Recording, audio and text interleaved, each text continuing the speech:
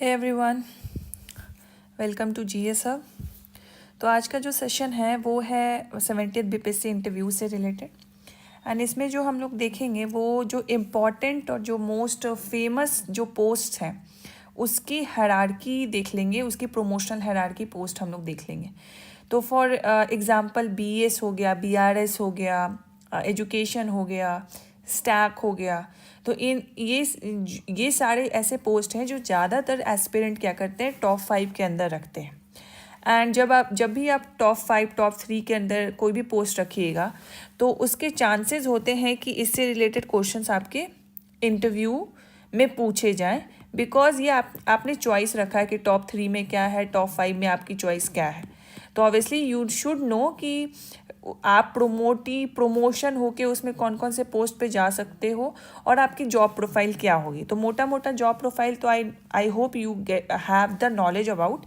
और हम यहाँ पे प्रमोशनल हायरार्की के बारे में बात करेंगे, क्योंकि प्रमोशनल हायरार्की का जो डेटा है वो कहीं पे अच्छे से दिया नहीं गया है। जब आप सर्विस में आते हो, जब आप अपने दूसरे सर्विसेज को भी देखते हो तो उनसे आप पूछ के you will get the knowledge. But ऐसा कोई आपको पीडीएफ नहीं मिल जाएगा गवर्नमेंट की साइट पे जहाँ पे प्रमोशनल हायरार्की दी रहती है। तो इसीलिए I have came up with this video, जहाँ पे आई विल शेयर कि क्या क्या मोस्ट इम्पॉर्टेंट जो पोस्ट प्रोफाइल्स हैं उसका प्रमोशनल हायरार्की क्या होगा। ठीक है। तो जैसे कि आप देख रहे हैं स्क्रीन पे, हमने सबसे पहले रखा है बीएएस, जो कि है बिहार प्रशासनिक सेवा, बिहार एडमिनिस्ट्रेटिव सर्विस। उसमें क्या प्रमोशनल हायरार्की होगी। तो जो भी सबसे पहले तो आपको देखना है कि जो बिहार एडमिनिस्ट्रेटिव सर्विस है वो लेवल 9 का पोस्ट है ये। तो सबसे पहला पोस्टिंग जो आपका होगा वो एसडीसी के रूप में होगा, ना कि एसडीएम के रूप में होगा। तो एसडीसी क्या होता है, सीनियर डिप्टी कलेक्टर। ठीक है।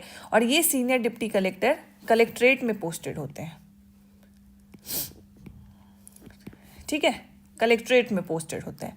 और ये डीएम के साथ आप पोस्टेड रहेंगे, डीएम के अंडर रहेंगे। डीएम आपको जो भी वर्क देगा, एलोकेट करेंगे, वो आपको करना होगा। ठीक है। तो लेवल 9 पे 53,100 पे आपकी ग्रेड प्रोफाइल रहेगी। यहाँ से आपके पेमेंट बनेंगे, जो बेसिक पेमेंट होगा वो यहाँ से रहेगा आपका। ठीक है। अब लेवल 9 पर हो आप, एसडीसी हो, बट आप बोलोगे कि नोटिफिकेशन में तो एसडीएम लिखा होता है, अनुमंडल पदाधिकारी। तो अनुमंडल पदाधिकारी एक पोस्ट है। ठीक है। आपका वेतनमान इस पोस्ट के अकॉर्डिंग डिसाइड होगा और ये प्रभार दिया जाता है आपको कि आप किसी एक अनुमंडल के मजिस्ट्रेट बनोगे, किसी एक अनुमंडल के पदाधिकारी बनोगे। ठीक है। तो ये आपको प्रभार दिया जाएगा। तो ऑब्वियसली कितने सब डिवीज़न है हमारे पास, 101 है। और एसडीसी की सिर्फ 70th बीपीएससी में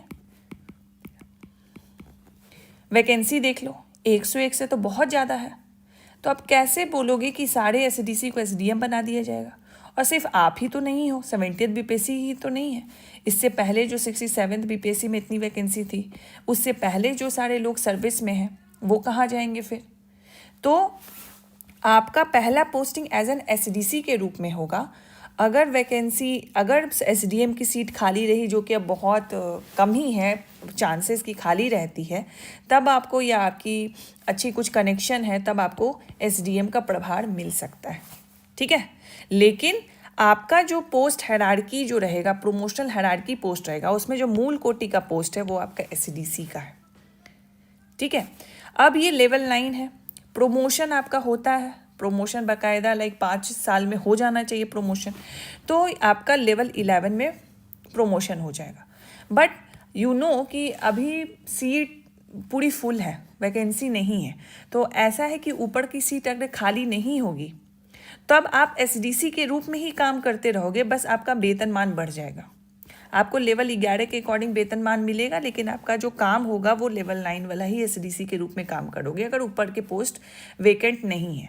तो लेवल 11 में जाने के प्रोमोट होगे तो किस में होगे, उप सचिव के रूप में प्रोमोट होगे। ठीक है। तो उप सचिव कहाँ के बनोगे, उप सचिव डिस्ट्रिक्ट में पोस्टेड नहीं होते, ये पोस्टेड होते हैं डिपार्टमेंट में, मुख्यालय में, पटना में। ठीक है। तो डिपार्टमेंट में कोई भी डिपार्टमेंट हो गया, 45 डिपार्टमेंट्स हैं बिहार गवर्नमेंट के, तो किसी भी डिपार्टमेंट में उप सचिव आप बन सकते हो। वो होगी लेवल 11 की पोस्ट। लेवल 11 से जब लेवल 12 पे जाओगे तो अब आप बनोगे अपर समाहर्ता एडीएम। प्रोमोशनल हायरार्की में तीसरा प्रोमोशन है आपका, ठीक है। तो लेवल 12 और अपर समाहर्ता, फिर आप डिस्ट्रिक्ट में ही पोस्टेड होगे।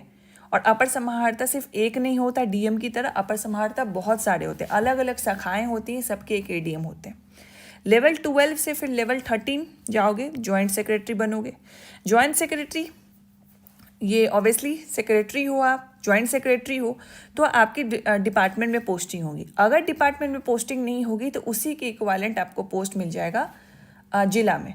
बट लेवल 13 की जिला में कोई पोस्टिंग होती नहीं है, तो आपकी प्रमोशन हो जाएगी। अगर वैकेंसी नहीं होगा डिपार्टमेंट में तो जो आप प्रीवियस पोस्ट पे काम कर रहे हो उसी पे रहोगे, या लेवल 12 के कोई कंपैरिजन पोस्ट पे, इक्विवेलेंट पोस्ट पे रहोगे। तो फॉर एग्जांपल अगर आप लेवल 11 हो, ठीक है, तो पहले क्या होता था कि लेवल 9 के लोगों को एसडीएम एसडीओ बनाया दिया जाता था। अब क्या है कि बिहार सरकार ने एक लेटर निकाला है कि लेवल 11 के भी पोस्ट को एसडीएम बनाया जाएगा, एसडीओ बनाया जाएगा, सब डिविजनल ऑफिसर्स बनाया जाएगा, ठीक है। तो ऐसा नहीं है कि आपकी प्रमोशन भी हो जाएगी तब भी आपको जो उससे नीचे वाले जो लेवल हैं उसका प्रभार, आपको उसके पोस्ट का प्रभार मिल सकता है, क्योंकि ऊपर के सीट खाली होंगे तभी तो आप जाओगे ना, ठीक है। तो ये है जॉइंट सेक्रेटरी बनने के बाद लेवल 13 आता है जो कि एडिशनल सेक्रेटरी होता है। फिर लेवल 14 आता है जो कि स्पेशल सेक्रेटरी होता है। एंड लेवल 15 तो आईएएस के लिए रिजर्व्ड होता है। अगर आपका आईएएस में प्रमोशन हो जाता है, ठीक है, रिकमेंडेशन जाती है यूपीएससी को, यूपीएससी आपकी एक इंटरव्यू लेगी एंड देन यूपीएससी लिस्ट निकालेगी कि you have been promoted to the Indian administrative service. तो जब आपका आईएएस में प्रमोशन हो जाता है then you can go ahead with the secretary उसके आगे की पोस्ट के लिए। बट अगर जब तक आप बिहार एडमिनिस्ट्रेटिव बासा में हो तब तक आपका लेवल 14 तक प्रमोशन हो सकता है, ठीक है। तो ये है प्रोमोशनल हायरार्की। एंड कैसे आपका जो प्रभार है वो आपको एसडीसी में भी मिल सकता है, लेवल 12 में भी लेवल 11 में भी मिल सकता है उप सचिव में, एंड इवन लेवल 12 में भी मिल सकता है। लेकिन लेवल 12 तक ज़्यादातर लोग एडीएम हो जाते हैं या तो किसी न किसी मुख्यालय में किसी पोस्ट पे कार्यरत रहते हैं, ठीक है, इक्विवेलेंट रहते हैं। या लेवल 12 अगर हो जाते हो तो लेवल 11 रहोगे तो डीसीएलआर भी बन सकते हो, लेवल 12 रहोगे तो डीटीओ भी बन सकते हो। तो जो भी इक्विवेलेंट होगा वो पोस्टिंग आपको मिलेगी, ठीक है। तो डिस्ट्रिक्ट में अगर पोस्टेड हो तो you will be under DM, and अगर आप डिपार्टमेंट में पोस्टेड हो तो you will be under secretary.